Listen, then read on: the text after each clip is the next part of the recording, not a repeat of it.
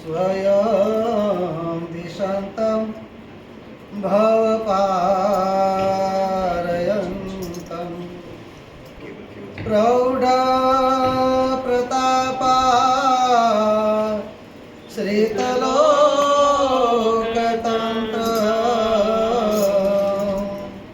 श्री स्वामिनारायण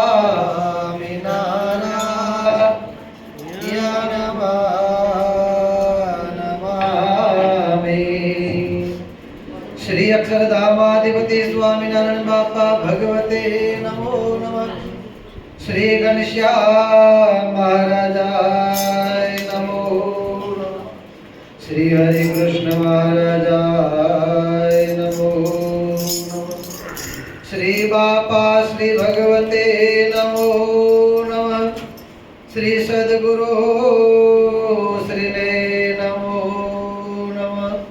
श्री स्वामिनारायण आदि आद्याचार्य धर्म धुरंधर सनातन धर्म सम्राट परम कल्याणकारी जीवन प्राण स्वामी बापा भगवते नमो नमः। स्वामी नारायण हरे। स्वामी नारायण हरे। संवत 1876 ના માગસર સુધી એકાદશી ને દિવસ શ્રીજી મહારાજ શ્રી ગઢડા મધ્યે દાદા કાચરના દરબારમાં વિરાજમાન હતા અને સર્વે શ્વેત વસ્ત્ર ધારણ કર્યા હતા ને પોતાના મુખારવિંદની આગળ સાધુ તથા દેશ દેશના હરિભક્તની સભા ભરાઈને બેઠી હતી। પછી શ્રીજી મહારાજ બોલ્યા છે, इंद्रियोनी जे क्रिया छे तेने जो भगवान ने तेना भक्तनी सेवाने विषे राखे तो अंतःकरण शुद्ध थाय छे ने अनंत कालना जे पाप जीवने वळग्या छे तेनो नाश थई जाय छे अने जो इंद्रियोनी वृत्तिओने स्त्रीआदिकना विषयमां प्रवर्तावे छे तो तेनु अंतःकरण भ्रष्ट थई जाय छे अने कल्याणना मार्ग थकी पड़ी जाय छे। माटे शास्त्रमां जे रीते विषय भोगव्यानुं कह्युं छे तेवी रीते नियममां रहीने विषयने भोगववा पण शास्त्रनी मर्यादाने उल्लंघन करीने भोगववा नहीं अने साधुनो संग राखवो ने कुसंगनो त्याग करवो अने ज्यारे ए कुसंगनो त्याग करीने साधुनो संग करे छे त्यारे एने देहने विषे जे अहम बुद्धि छे ते निवृत्ति पामे छे अने देहना संबंधीने विषे जे ममत्व बुद्धि छे ते पण निवृत्तिने पामे छे अने भगवान ने विषे असाधारण प्रीति थाय छे अने भगवान विना अन्य ने विषे वैराग्य थाय छे। गढ़ड़ा प्रथम प्रकरणનું 8મું वचनामृत। केवल कृपा करीने भगवान स्वामीनारायण न तो कोई प्रश्न पूछ्यो छे के ना कोई एवो स्पेशल प्रसंग निकळ्यो छे। केवल कृपा करी सामेथी आपणे समजावता भगवान स्वामीनारायण कहे छे के भगवाननो जे भक्त छे एणे जो पोताना अंतःकरण विषे अनंत जन्मना जे मलिन संस्कारो पड्या छे मायाना अंदर जे पटलो जामी गया छे आ बधाने जो साफ करवू होय एने क्लीन करवू होय तो एनो मात्र ने मात्र सर्वोत्तम एक उपाय छे। महाराज कहे छे के भक्त ए पोतानी इंद्रियनी जे बधी क्रिया छे ए भगवान अने भगवानना संतो भक्तोनी सेवामां जोड़ी देवी। शास्त्रनी अंदर आम 10 ઇન્દ્રિયો કહેલી છે, ઘણી જગ્યાએ એકાદશ ઇન્દ્રિય કહેલી છે, અને ક્યાંક 14 ઇન્દ્રિયોનું વર્ણન આવે છે. આપણા જ શાસ્ત્રોમાં આપણે વાત કરી, બીજી આપણે ક્યાં શોધવા જઈએ? આપણા જ શાસ્ત્રમાં એ 3 પ્રકારે ઇન્દ્રિયોનો આંકડો કહેલો છે. ક્યાંક 10 ઇન્દ્રિય, ક્યાંક એકાદશ કહેતા 11 ઇન્દ્રિયો, અને ક્યાંક 14 ઇન્દ્રિયોનું વર્ણન આવે છે. એમાં 10 ઇન્દ્રિયો એટલે જે બાહ્ય દ્રષ્ટિએ સ્થૂળ દેહ કરીને કર્મ કરે છે એ 5 કર્મ ઇન્દ્રિય અને 5 જ્ઞાન ઇન્દ્રિય. કર્મ ઇન્દ્રિય જેણે કે આપણે કાર્ય કરીએ છીએ, અને જ્ઞાન ઇન્દ્રિય જેણે કે આપણને તે વસ્તુનું જ્ઞાન થાય છે. વાગ પાણી પાદ પાવીને ઉપસ્થ આ કર્મ ઇન્દ્રિય છે. અને જ્ઞાન ઇન્દ્રિય કઈ છે આનંદભાઈ? શ્રોત્ર, ત્વક, ચક્ષુ, રસના અને ઘ્રાણ, જેણે કરીને પંચે વિષયનો આપણને અનુભવ થાય છે, એનું જ્ઞાન આપણને થાય છે. શબ્દ કયા પ્રકારનો છે, શબ્દ કઈ બાજુથી આવે છે, શબ્દ કોણ બોલી રહ્યું છે, સ્પર્શ પણ કેવો છે, સુવાળો છે, ખરબચડો છે, કે પછી ગરમ વસ્તુ હોય તો ગરમ છે, ઠંડુ છે, કઈ રીતનું છે, એનો અનુભવ સ્પર્શે કરીને જ્ઞાન થાય છે. આ જ રીતે બધે જ પ્રકારના 5 વિષયનું જે જ્ઞાન છે એની આ 5 ઇન્દ્રિયો છે.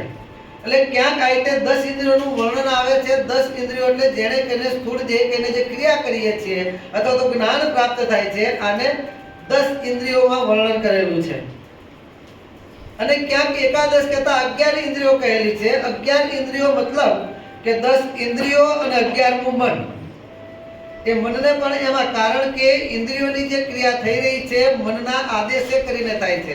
વિષય મન માંગે છે, ઇન્દ્રિય ક્યારે પણ વિષય માંગતી નથી, વિષય મન માંગે છે, અને મન સુધી પહોંચાડવાનું માધ્યમ છે ઇન્દ્રિય. અને એટલા માટે તો લોકમાં કહેવાય છે કોઈ પણ વિષયને જીતવું હોય તેના માટેનો ઉપાય શું છે? મન જાય તો જાને દો, મત જાને દો શરીર. કેમ? તો વિનું ચડાય કામથી ફૂલ લગે ગાતી.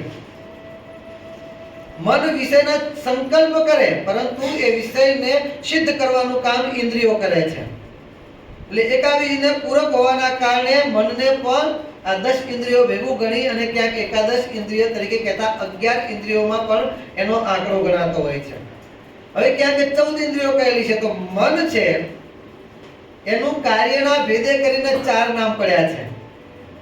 આપણે સ્વામીશ્રી મહારાજ ઘણીવાર પોતાના આશ્રમમાં સમજાવતા હોય છે કાર્યના ભેદે, મતલબ કે એનો એ જ વ્યક્તિ હોય, સવારના પરમાં વહેલો ઉઠે, મંદિરમાં જાય અને પોતાની જવાબદારી હોવાના કારણે મંદિરમાં જઈને ઠાકોરજીની ટોકરી વગાડે, ભગવાનને સ્નાન કરાવે, આરતી પૂજા કરે, શું કહેવાય? પૂજારી.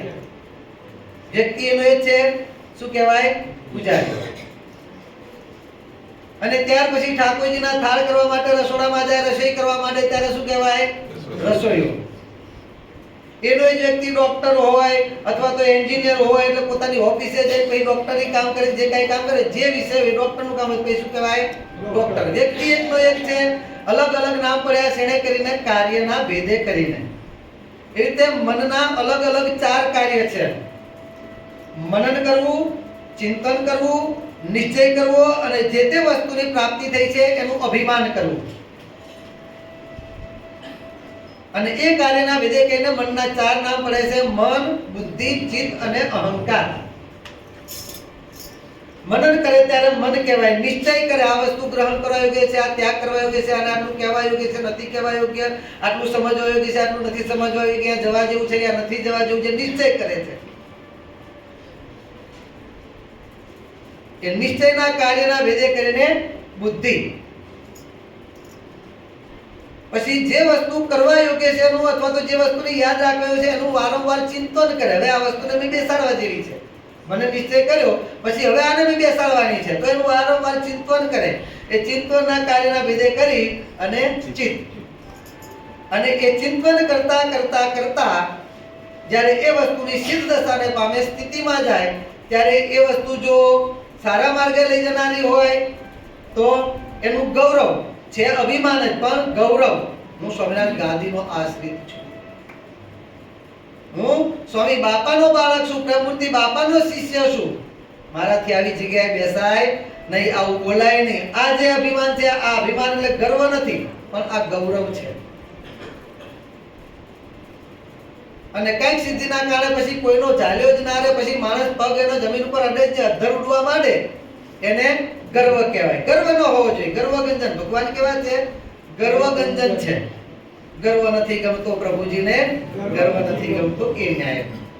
એટલે આ રીતે 10 ઇન્દ્રિયો ક્યાંક આવશે, ક્યાંક એકાદશ ઇન્દ્રિયનું વર્ણન આવે અને ક્યાંક 14 ઇન્દ્રિયોનું વર્ણન આવે.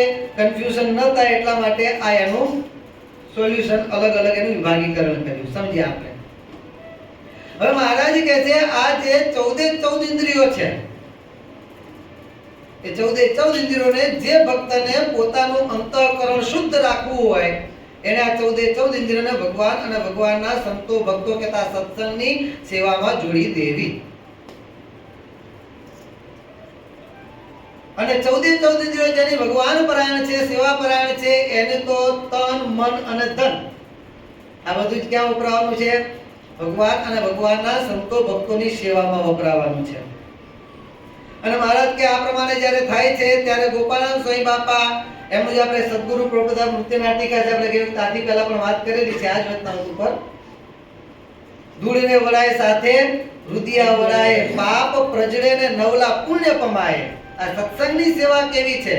જેમ જેમ સેવા કરતા જઈએ તેમ તેમ, દાખલા કે આપણે સાફ મંદિર સાફ કરતા હોય તો ધૂળ વળાય છે, દેખાય છે ધૂળ વળાતી, પણ એની સાથે સાથે આપણું હૃદય વળાય છે. અંતરની અંદર કામ, ક્રોધ, લોભ, મોહ, મદ, મત્સર, આશા, તૃષ્ણા આ બધા જ કચરા બધાય સાફ થઈ જાય છે. આ સત્સંગની સેવાનો પ્રતાપ છે. અને જે ભક્તોએ ભગવાન અને ભગવાનના સંતો ભક્તો પરાયણ પોતાનું સર્વસ્વ કરી રાખ્યું છે, તો એવા ભક્તો સત્સંગમાં ભગવાનની દ્રષ્ટિમાં તો છે જ, પરંતુ આ સત્સંગની દ્રષ્ટિમાં આજે પણ એવા ભક્તો ગવાય છે. આજે દાદા ખાચરનું નામ આવે અને આપણી છાતી તરત ગજગજ ફૂલે કે દાદા ખાચર કેવા છે, એમની કરેલી સેવા અને એનું વર્ણન કરે આપણી છાતી ગજગજ ફૂલે કે ખરેખર એમની સેવા સત્સંગમાં, આપણા સત્સંગમાં આવા આવા રત્નો થઈ ગયા છે. ભલે કરીએ ગયા છે, આપણે આજે ગાઈએ છીએ તો પણ આપણા સત્સંગમાં થયા છે ને, તો એના કારણે આપણી છાતી આજે પણ ગજગજ ફૂલે. હવે એ જ વર્તન જો આપણામાં હોય તો એનો આનંદ આપણને કેટલો વર્તે વિચાર કરો. જ્યારે એમનું વર્ણન આપણે કરતા હોઈએ, સાંભળતા હોઈએ, એનું સ્મરણ કરતા હોઈએ અને એ વખતે આપણને અતિ આનંદ વર્તતો હોય તો એ જ અંગ જો આપણે પડ્યું હોય તો આપણને કેટલો આનંદ વર્તે, આ વિચારવાનું છે. એટલે પૂર્વેના ભક્તોના જે અંગ હોય એને નહીં માત્ર આપણે ગાઈને મૂકી દેવાના. આપણે આથી પહેલા પણ કીધું છે, ઇતિહાસને વર્તમાનમાં ફરીથી પરિવર્તિત કરવાનો છે. ઇતિહાસ વર્તમાનમાં આવવો જોઈએ. એ ગાયને બેસી ગયા એવા એવા આપણે પણ અંગ કેળવવાના છે. દાદા ખાચરની ભક્તિ, એમના પરિવારની, કુટુંબીજનોની ભક્તિ કેવી? ભગવાનના વચને સર્વસ્વ અર્પણ કરી દેવાનું, કોઈ પણ પ્રકારનો વિચાર નહીં કરવાનો. મહારાજ રાત કહેતો રાત ને દિવસ કહેતો દિવસ. મહારાજે કસોટી કરી દાદા ખાચરના પરિવારને કહે છે કે અબલ ખાચર તો ધામમાં ગયા, તમારો ભરોસો શું? કાલ સવાર ઉઠીને તમે એમ કહો કે હવે તમે તો આમ બીજું ત્રીજું. તો મહારાજ કે અરે મહારાજ બધું આપનું જ છે કે છે. મહારાજ કે બોલે કઈ ફરક, બોલે કઈ ભરોસો કરાય નહીં. તો મહારાજ આપ કેમ કરે? તારે મહારાજ કે છે લખત કરી આપો, અમને લેખ કરી આપો કે અબલ ખાચરની જે કઈ સ્થાવર જંગમ જે કઈ મિલકત છે આ બધી જ મિલકત સ્વામિનારાયણની છે. એમાં અબલ ખાચરના પરિવારનો એક પૈસાનો પણ અધિકાર છે નહીં. તમે આ લખત કરી આપો અમને. અને એક સભ્ય નહીં, ઘરના પરિવારના દરેક સભ્યોની મહારાજે એમાં સાઈન લીધી હો. અને આટલું જ કરે ત્યાં સુધી તો વાંધો નહોતો, પણ ભગવાન એટલેથી ન ટક્યા કસોટી કરવામાં. એ દાદા ખાચરની કસોટી કરી એ નહીં દાદા ખાચર અને એમના પરિવારને પાકા કરવા માટે, પરંતુ એમના કેવા અંગ હતા એની આપણને ખબર પડે. એ ભવિષ્ય માટે ભગવાન સ્વામિનારાયણ એ વખતે ભવિષ્ય માટે કહેતા, અત્યારે આપણા બધા માટે થઈ અને આ દાખલા બેસાડ્યા છે. મહારાજે એટલે ન કે આ દાદા ખાચર પરિવારે બધા જ્યાં સહી કરી દીધી, મહારાજ કેવા દરબાર થયો અમારો, તો હવે તમારે દરબારમાં રહેવાનું નથી, નીકળી જાઓ. કાઢ્યા એટલું જ નહીં, દાદા ખાચરની ઉંમર એ વખતે ખૂબ નાની હતી અને એના કારણે જીવબા લાડુબા મહારાજને પ્રાર્થના કરે છે કે મહારાજ દરબાર તો આપના ચરણે છે, એમાંથી કાંઈ મારે પાછું લેવાનું જ નથી, પણ આ દાદો નાનો છે, અત્યારે ઘર પરિવાર બધું મૂકીને નીકળી જઈએ, આપની આજ્ઞા છે જતા રહીશું.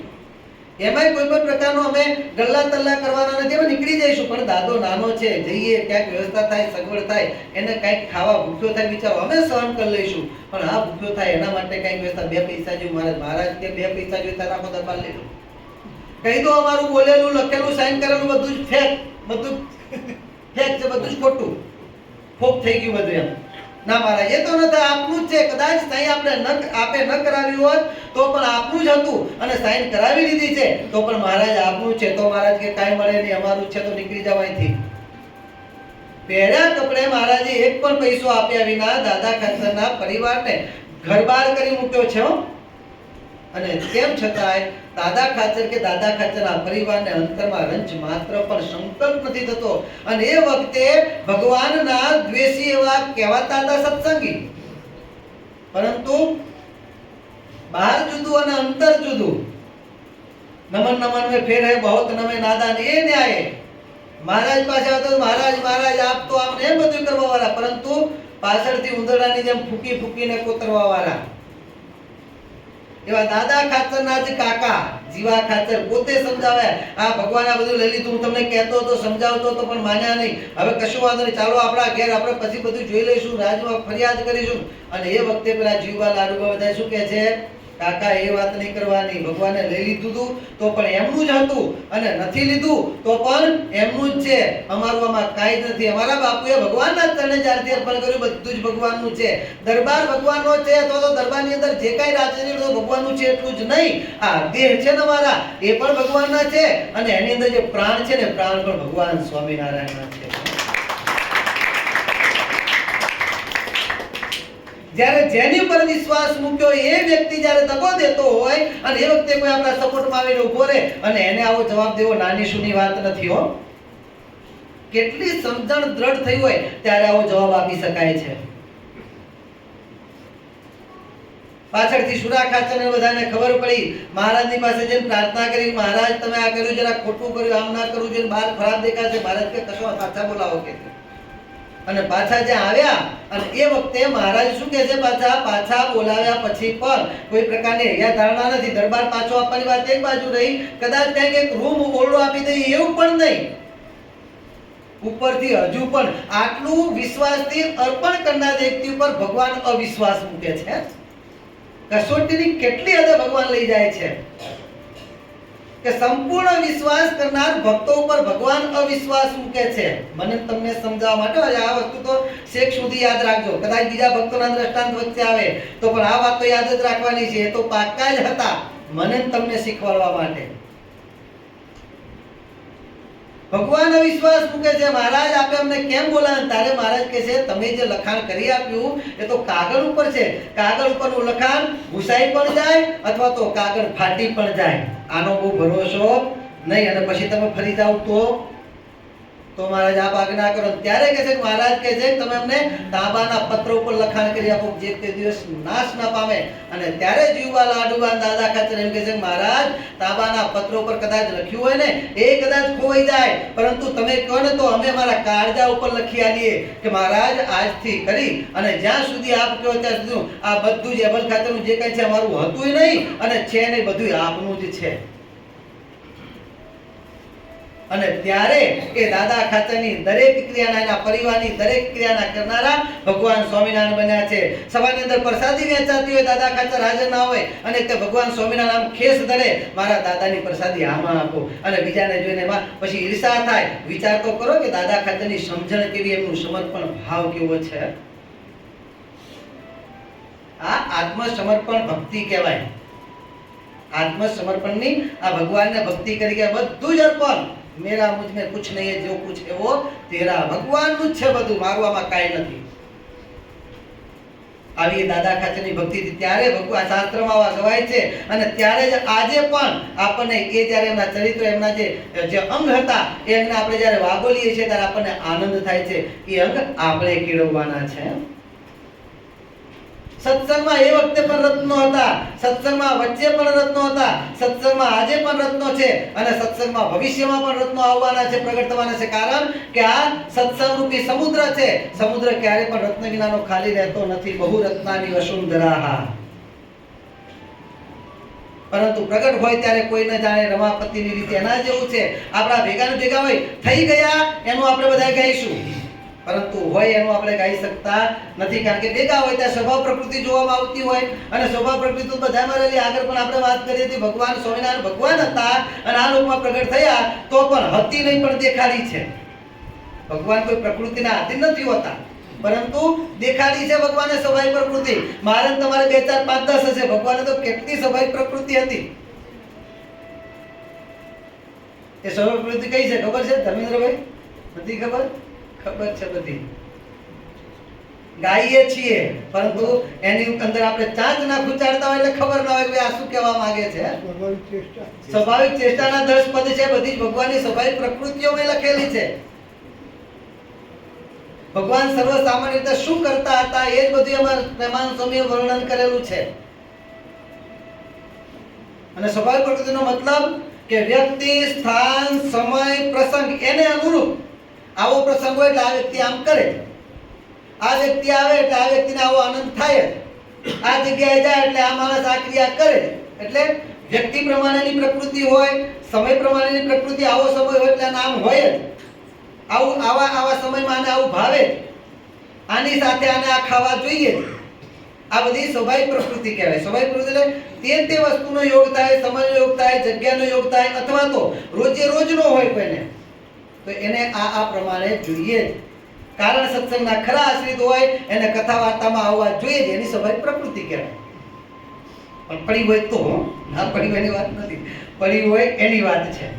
કદાચ એ ભક્ત જેને પ્રકૃતિ પડી હોય એના લક્ષણ શું છે, તો એ ભક્ત કદાચ સમય સંજોગો અનુસાર આવવું હોય તો પણ જો ના આવી શકે, અને ક્યાંક એને અટવાઈ જવાનું હોય ને રોકાવું પડ્યું હોય તો ત્યાં રોકાણું હોય તો પણ એનું જીવાત્મા તો અહીં પહોંચી ગયો, દેહ ભલે ત્યાં હોય પરંતુ જીવાત્મા તો અહીં પહોંચી ગયો, ને ત્યાં બેઠા બેઠા પણ એને ઉચ્ચાર થતો હારું આપણે રહી ગયા, આપણે રહી ગયા, આપણે રહી ગયા. હે જે બાપાશ્રી પોતાની વાતોમાં કહે છે ને કે આવી ગયા અને આનંદ છે કે આપણે આવી ગયા, જે નથી આવી શક્યા, હજુ પહોંચ્યા નથી, જલ્દી આપણે પહોંચી જઈએ, એમના સાથે મળીને આપણે પણ લાભ લેવા માંડીએ. અને જે નથી આવી શકે એવા એને પણ એમ છે કે બાપા આપણને ભેગા રાખશે, આમ લાભ આપશે, ભલે આપણે રહી ગયા છીએ. અંતર વ્યથા થાય ખરું આપણે રહી ગયા, પણ તેમ છતાંય પાછું વૃત્તિ તો અહીંયા નહીં જ રહે. આને કહેવાય પ્રકૃતિ. પણ શુભ હોય તો વાંધો નહીં, આ બધી શુભ પ્રકૃતિ છે. ભગવાનને રાજી કરવાની સત્સંગમય પ્રકૃતિ તો પાડવી જ. જે મહારાજે લોયા પ્રકરણના 8મા વચનામાં કીધું એ પ્રમાણે ચંચળ હોય ને શાંત થવું, ને શાંત હોય ને ચંચળ થવું. માયાની બાજુની ક્રિયામાં ચંચળ હોય એમાંથી શાંત થવાનું છે, અને ભગવાન ભજવામાં પછી હાવ શાંત તાડા હેમ જેવા પડ્યા હોય તેને ચંચળ થવાનું છે. આ પ્રમાણે જ્યારે આપણા અંગ બંધાય ત્યારે આપણને સ્વાભાવિક પ્રકૃતિ એ વસ્તુની આપણને ટેવ પડી કહેવાય. એ વસ્તુની આપણે ટેવ પડી કહેવાય. અને આવી ટેવ, આવી સત્સંગ સંબંધી ટેવ મારે તમારે બધાને પાડવાની છે. એટલે આ પ્રમાણે સ્વાભાવિક પ્રકૃતિ આપણે જોઈએ ઉપરની, એટલે સત્સંગની અંદર પણ રત્નો પડ્યા હોય આપણા દેખ્યામાં આવે નહીં. સર્વસ્વ અર્પણ કરવાવાળા સત્સંગ આપણા કારણ સત્સંગમાં કેટલાય ભક્તો થઈ ગયા છે. બાપાસના વખતમાં વિરમગામના મોરાર ભક્ત હતા, ભગવાનની દયાથી સુખી સંપન્ન હતા, ઘણું બધું જેને દ્રવ્ય હતું, પરંતુ ક્યારેય પોતાના માટે કે પોતાના સગા સંબંધીઓ માટે વાપરતા નહીં. પોતાના દીકરી જમાઈ આવ્યા હોય મોટા મોટા સંબંધી, કારણ કે ઠક્કર હતા, ઠક્કર માટે તો સંબંધ એટલે મોટી વસ્તુ કહેવાય. તો દીકરી જમાઈમાં જમાઈ એટલે તો ઠક્કર માટે ભગવાન કહેવાય. આવા નજીકના સંબંધીઓ હોય અને પોતાના ઘેર આવ્યા હોય તો પણ શું કહી દે કે તમે આવ્યા છો, સરસ આવ્યા છો, વેલકમ, તમારું સ્વાગત છે. પરંતુ તમે આવો, ખાઓ, પીવો, ભગવાનને થાળ ધરાવો ને જમો, કોઈ વાંધો નથી, પણ એ તે શું રોટલા ને શાક, બીજું કઈ સારું બનાવવા નહીં, તમને ભૂખ્યા નહીં રાખું. અને આ તમે જમો છો એટલું જ તમારું, બાકી મારું જે કઈ દ્રવ્ય છે એમાં કોઈ પણ પ્રકારની તમે આશા રાખશો નહીં કે બાપુજી ધામમાં જશે કે સસરા ધામમાં જશે, પછી આપણને આટલું આમ મળશે ને તે મળશે. તમને કાંઈ મળવા નથી, કારણ કે મારી પાસે જે કાંઈ દ્રવ્ય છે એ હકીકતમાં તમને દેખાય છે મારું, પણ આમાં મારો એક પૈસો પણ મારો છે નહીં, બધું જ સ્વામિનારાયણનું છે. અને હું મારા જીવતા જીવ એટલે કે દેહ મૂક્યા પૂર્વે મારા હાથે જ બધું જ ભગવાનને અર્થે વાપરી અને પછી ધામમાં જવાનો છું. આમ ઉપરથી વાતો થતી આપણે સાંભળે ને ત્યારે આપણને એમ લાગે કે આ તો લોભી લાગે છે, ખાલી કહેવાની વાતો ભગવાન માટે વાપરી. મૂળ તો શું છે? વાપરવું નથી એટલે મનમાં એવું થાય ને. પરંતુ નહીં, એ મોરાર ભક્તએ પોતે જે પ્રમાણે બોલ્યા હતા એ કરીને બતાવ્યું. જ્યારે દુકાળ પડ્યો અને ચારેય બાજુથી જ્યારે દુકાળે ભરલો લીધો અને સત્સંગમાં પણ જ્યારે આવકની જ્યારે તકલીફ પડવા માંડી ત્યારે અમદાવાદ આવીને આચાર્ય મહારાજને પ્રાર્થના કરે છે કે 100, 200, 500 જેટલા સંતોને તમારે વિરમગામ મોકલેલા વિરમગામ મોકલો. આપની અને ભગવાનની કૃપા કહીને મારી પાસે ઘણું દ્રવ્ય છે.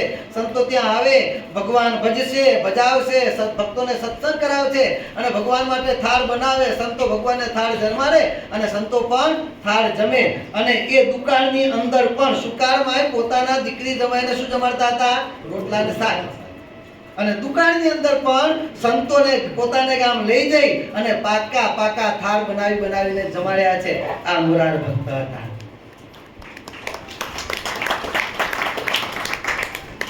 અને એવા ભક્તને માટે થઈ અને ભગવાનને ઘણીવાર પોતાના કદાચ અમુક સિદ્ધાંતો કદાચ મૂકવા પડે. મહારાજ કે આમ હોય તો જ આમ થાય, એવા સિદ્ધાંતો મૂકવા પડે તો પણ ભગવાનને કાઢવું પડતું નથી. એવા ભક્તો માટે ભગવાન પોતાના નિયમો પણ મૂકતા હોય છે કે આ પ્રમાણે ભક્ત પ્રાર્થના કરે એ પ્રમાણે ભગવાન એ ભક્તના કામ કરતા હોય છે. અને જેવું આગળ મહારાજના વખતમાં હતું, બાપાસના વખતમાં હતું, આજે પણ એવા ભક્તો આ સત્સંગમાં પડ્યા છે. હમણાં તાજો જ દાખલો છે જે આપણે કચ્છની અંદર મહિલા કોલેજ આપણે જે બનાવી ને, મહિલા કોલેજની જ્યારે પ્રેમમૂર્તિ બાપાએ જાહેરાત કરી ભુજ મંદિરની અંદર, કારણ કે પ્રેમમૂર્તિ બાપા મહિલા આપણે જે ભુજનો પાટોત્સવ પતાવી ત્યાં કચ્છનો પ્રોગ્રામ પતાવી અને પરદેશ પધારવાના હતા. અને આ બાજુ જે કોલેજનું મકાન આપણે કોલેજનું કામકાજ સરકારી કાગળિયાને કરવાનું એની વાર લાગેલી હતી. અને આપણે જાહેરાત તો કરી દીધી ભાઈ કોલેજ ચાલુ કરવાની છે, એટલે આપણે એ વખતે આપણા સેવાશ્રમમાં કોલેજ ચાલુ કરી ટેમ્પરરી શરૂઆતમાં. પરંતુ પ્રેમમૂર્તિ બાપા પધારવાના હતા તો એ વખતે કોલેજના બોર્ડનું ઉદ્ઘાટન મંદિરમાં કરવામાં આવ્યું, કારણ કે મકાનનું પણ કામ ચાલુ હતું. વેકેશન પછી ચાલુ થઈ જવાનું હતું કોલેજ માટે, પરંતુ મકાન હજુ પૂરું તૈયાર થયું નહોતું. તેના બોર્ડનું ઉદ્ઘાટન ખાલી જે કરવાનું જાહેરાત કરી કે હમણાં ટેમ્પરરી આપણા સેવાશ્રમમાં કોલેજ ચાલુ થશે અને ત્યાર પછી આ પ્રમાણે મોટા પાયે મહિલા કોલેજનું આપણે આ પ્રમાણે શરૂઆત કરવાની છે 2-3 વર્ષની અંદર જ્યારે કામ પતશે ત્યારે. અને આ જે જાહેરાત થઈ એ વખતે આપણા કારણ સત્સંગની અંદર કરોડથી ઉપરની સેવાની જાહેર સભામાં જો જાહેરાત થઈ હોય ને એ વખતે થયેલી છે શરૂઆત. પછી તો થઈ છે પણ શરૂઆત ત્યારે થઈ છે. અને એ વખતે બે ભક્તોએ 2 કરોડ રૂપિયાની જાહેરાત સેવા જાહેર કરી હતી. એક તો આપણા વેલજીભાઈ ગોરસિયા અને બીજા હતા માનુકુવાના માધાપુરના લાલજી ભુવા. હવે લાલજી ભુવાના તમે દર્શન કરો એટલે હાવ સાદા માણસ, હાવ ખેડૂત કરતા પણ આમ તમને આમ સાદો માણસ ને એવા લાગે. નહીં બહુ બોલવાનું, નહીં એવું સારું ખાવાનું. એના કપડા જુઓ તો જબ્બો એકદમ પતલો જબ્બો હોય, રૂછાઈ નીકળી ગયા એવો જબ્બો હોય ને નીચે લેઘો, હાવ સાદા માણસ. અને એની પાસે આટલો બધો રૂપિયો હશે એ સંતોને ખબર નહોતી, કોઈને ખબર નહીં કે લાલજી દાદા જોડે આટલો બધો રૂપિયો હશે. અને એમણે અચાનક 2 કરોડની જાહેરાત કરી સેવાની. અને ત્યાર પછી તો કોલેજની અંદર પણ દર વર્ષે સેવા કરવાની, એના ગામની સ્કૂલોમાં પણ, એ પણ સંસ્થાના નામે, ગામની સ્કૂલોમાં પણ સેવા કરવાની. અને એ બધી સંસ્થાના નામે એની સેવા તો કંઈ બહુ ચાલી. હવે એ લાલજી ભુવાની જે પરિસ્થિતિ જો એમનું જે બાહ્ય તમને એમનું જે દર્શન કરો ને તો કેવો હાવ સાદો પહેરવે, સાદું રહેવાનું. ગાડી હતી પણ જૂના જમાનાની ગાડી. અને એ ગાડીનો ઉપયોગ ક્યારે કરવાનો? માધાપુરથી ભુજ ભગવાનના દર્શન કરવા માટે આવવું હોય ત્યારે ગાડીનો ઉપયોગ કરવાનો, બાકી સાયકલ લઈને ફરવાનું. અને લાલજી દાદાનો ખોરાક, કારણ કે એમના ઘરના તો બહુ પહેલા ધામમાં જતા રહેલા એટલે પોતાના હાથે જ રસોઈ કરવાની ઉંમર થઈ ગઈ તો પણ દીકરાઓ બધા પરદેશ હતા, પોતાના હાથે જ રસોઈ કરવાની. અને રસોઈમાં કાંઈ નહીં, ખીચડી, 2 ટાઈમ ખીચડી અને દૂધ. હાજ પડે એટલે હાજે ખીચડી ઓલા મંદિર આરતીના દર્શન કરવા જાય ત્યારે ખીચડી ધીમા તાપે મૂકી દેવાની અને ભાઈ મંદિર જતું રહેવાનું. બધું માપસર જ હોય. બરોબર મંદિર દર્શન કરીને આવે, ખીચડી તૈયાર થઈ ગઈ હોય એટલે ખીચડી એની તપેલી એ બીજી વાસણે નહીં વાપરવું, એ તપેલી અને એની અંદર દૂધ ગાળી નાખી દેવાનું. ખીચડી દૂધ ભેગું કરી ભગવાનને જમાડી અને ભાઈ ભગવાનની સ્મૃતિ સાથે આ જમી લેવાનું. પાછા આવી જવાનું મંદિરમાં, કથા વાર્તા ચેષ્ટાના નિયમ પતાવી પાછા ઘેર જઈને ભગવાનની સ્મૃતિ સાથે ઉઈ જવાનું. આ એમનું જીવન. અને તેમ છતાંય કરોડો રૂપિયાની સેવા એ પોતાના હાથે આ સંસ્થાને વિશે કરતા હતા. પોતાના દીકરાઓને પૈસો નથી આપ્યો, જો કે જરૂર બી નહોતી દીકરાઓને, દીકરાઓ ભગવાનની દયાથી બધા સક્ષમ છે, પરંતુ તેમ છતાં ગમે એટલા સક્ષમ હોય, હાથીના હોદ્દે સોનાની અંબાડી બેઠો હોય અને નીચે બધાને દાન વેચાતું હોય તો હાથ લાંબો કરો, મારા ભાગનું રહી ગયું છે, મારા ભાગનું બાકી છે, મને આપો કે છે. હાથીની ઉપર સોનાની અંબાડી બેઠો માણસ કેટલો સુખી હોય, પણ તોય પોતાના ભાગનું જવા દે નહીં. અને આપણે જોઈએ જ છીએ ને અત્યારે ભાઈઓના ગમે એટલો ભાઈ સુખી હોય, બધું જ હોય, અને બીજો ભાઈ હાવ બિચારો ગરીબ હોય તો પણ એક અંશ પણ જમીન ભાગમાં આવતી એને જવા દે નહીં. અને એના ઝઘડાના કારણે તો ના પોતે ભોગવી શકે કે ના પોતાના ભાઈઓ બહેનો બીજા ભોગવી શકે. આ કેટલાય આપણે ડખાવતા જોઈએ, એના કારણે કેટલી જમીન એમનામ પડી હોય છે, ઉજ્જડ થઈ જતી હોય છે. જમીન તો જાય પણ ઝઘડવામાં ઝઘડો કોર્ટમાં પોતાના રૂપિયા નાઠના ગોપીચંદ ખર્ચી નાખે, એની પણ પોતાને કઈ પણ ભાન રહેતું નથી. એટલે આ પ્રમાણે બાપા કહે છે કે બધું જ હોવા છતાંય દીકરાઓ પણ આશા નથી રાખી, એમણે પણ દીકરાઓને કાંઈ પણ આપ્યું નથી. બધું જ ભગવાનના ચરણે અર્પણ, બધું બાપાની પાસે, પ્રેમમૂર્તિ બાપાની પાસે અર્પણ કર્યું. અને પ્રેમમૂર્તિ બાપા જે પ્રમાણે વ્યવસ્થા કરી એ પ્રમાણે બધું જ પોતાના હાથે વાપરીને ગયા. આ પ્રમાણે બાપા કહે છે કે જેને આત્મસમર્પણની ભક્તિ ભગવાનની વિશે થઈ હોય, એવા આત્મનિવેદી ભક્ત હોય, એને તો ભગવાન અને ભગવાનના સંતો ભક્તો કહેતા સત્સંગની સેવાએ કરીને આનંદ આવતો હોય છે. અને હંમેશા એ જ કરતા હોય છે. મારે તમારે શીખવાનું, શીખેલા છે, નથી શીખેલા. અહીંયા ભક્તો બધા, ઘણા બધા ભક્તો એવા છે આ સત્સંગની અંદર કે સત્સંગની સેવાએ કરીને પોતે રાજી થતા હોય છે, નાની ફૂટેમ સેવા કરે. આથી પૂર્વે જ્યારે અહીંયા આગળ સર્વપ્રિય સ્વામી કથા કરવા આવતા અને મારો વારો શ્રુતિ મંદિરમાં હતો, સમય થઈ ગયો છે, 1 મિનિટમાં આપણે બતાવી દઈએ. તો મારો વારો શ્રુતિ મંદિર હતો અને એ વખતે જ્યારે એક વખત અહીંયા આગળ મારે એમની સાથે આવવાનું થયું અને એ વખતે તમારા એસી જે એસી નાખવાના હતા ને એમાં ભક્તો સેવા લખાવતા હતા. 2 મિનિટની અંદર જાહેર હતા, 2 મિનિટની અંદર તો બધી એસીના બધા કોન્સર્ટ થઈ ગયા. ત્યારે મને થોડી કિસ્સા થઈ ગઈ. મહારાજના વખતમાં છે રામ પ્રતાપભાઈ અને ઈચ્છારામભાઈને એમના દીકરાઓને ચરોતર સોંપ્યું અને આ બાજુ ગુજરાત સોંપ્યું. એ વખતે ગુજરાત આટલી જાહો જલાલીમાં નહોતું, ચરોતર પહેલેથી સુખી કહેવાય. અને તે રામ પ્રતાપે તો ક્રોધનો તરત ક્રોધ આવ્યો, એકને આખી ધોતી આપી દીધી ને એકને લંગોટી જ આપી કે પૂરી લંગોટી એને આલી કે છે. એ વ્યક્તિ મને એમ થયું કે અહીંયા આગળ ભક્તો જેવા સેવામાં સુખી સંપન્ન છે. શ્રુતિ મંદિર તો બધા ભક્તો આમ પૈસે ટકે થોડાક આમ બિચારા મજબૂત નહીં એટલા, બરોબર, એવું હતું. પણ ભગવાનની દયાથી ત્યાં પણ અત્યારે એ કેટલાય પ્રસંગો થાય છે. એટલે આજે ભગવાનની દયાથી આ સત્સંગની અંદર બધા જ ભક્તો પોતાની શક્તિ કરતા પણ વધારે ભક્તિ કરતા હોય છે. પણ આમાંથી આપણે જે છીએ એના કરતા કરીએ છીએ ઘણું બધું, પણ હજુ પણ ઘણું બધું કરવાનું બાકી છે.